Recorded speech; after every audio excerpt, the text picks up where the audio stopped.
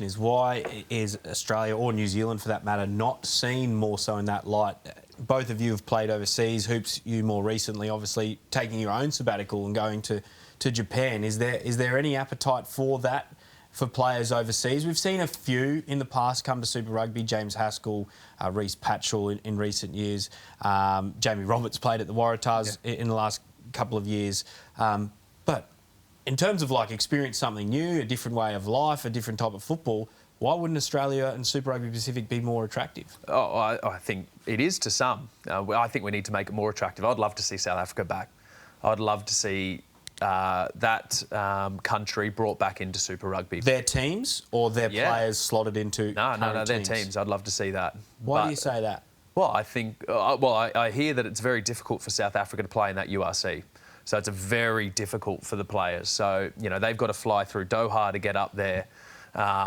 It's tough going for them physically to play up and down there, and I don't think that the sentiment around it isn't like this URC thing's the best thing ever. And maybe it's just me being old and now being one of the players and remembering the past Goog of, you know, I was better in my day type of thing. But Super Rugby happens very quickly. In 1 month, apparently. There's a lot of people talking about, those sort of days, and it happened back in then as well with Jacques Potgieter coming to the Waratahs, guys like that. So I think, how can the competition look, juicier for players to come but it comes down to the financial gain. I think, unless there's a real motivation here about Warner Dern up there in Japan. He's a lock for Toshiba who just won. He's being linked to come down and play for the Hurricanes. So, it is happening. So Himeno, who was the captain of the Blossoms up there, played down in the COVID year down in Dunedin. They're more run by clubs up there, aren't they? So it's kind of where, these guys that are going from our part of the world, we have national unions that kind of run things and are trying to plan their futures to keep them to be able to play for the national team. Up there, you're talking about, your Toulouse, the boss of Toulouse, he's not going to want to let someone disappear down south for a year. But, maybe it's a player-driven thing, really, isn't it? Like what they want to do with their life and whether they, like our players want to see the world. That's Australia and New Zealand. Young men and young women have always wanted to go and live in Europe for a little bit. Whether it's the same on the other way around for those footballers. Seems like a similar it does. rite of passage for people from the home nations, for instance. Yeah. From the UK and Ireland. That people who aren't athletes travel to get that experience. I guess the question... athletes not want to travel and get that experience. Maybe a question of money as well. You can generally earn more playing club rugby up here than you can down here because obviously RA aren't going to tip in for an Englishman or a Frenchman to be playing for the Waratahs.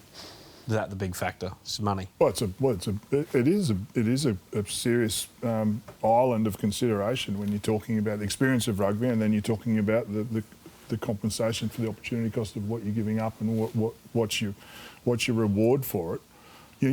We know that Southern Hemisphere rugby, New Zealand and Australia particularly, cannot get caught in a checkbook shootout with Northern Hemisphere clubs. It's just not going to happen. So then you need to find mature, sensible solutions to maintain connection to your talent that you've developed.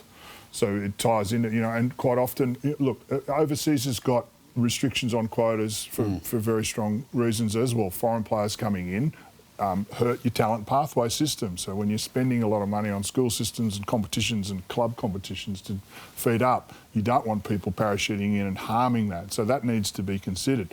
And so what you have is targeted, very well-resourced foreign clubs targeting marquee players that have reputational commerciality that they drop in, and then they push the card out in terms of the offer and the number.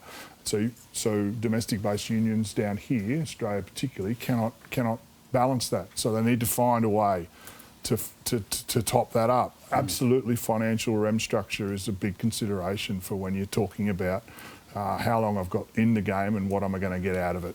And this is a good way to maintain it. It also ties into, eligibility criteria for Australian players, right? When you're developing relationships with overseas clubs to develop them, then being able to come, someone else's balance sheet liability for a period of time and then get the most out of that resource in an Australian jersey also needs to be examined quite closely because, for the period of time that we're still rebuilding from COVID, Australian rugby got knocked around more than most around COVID period, and this is another way for us to balance talent retention against resource capacity.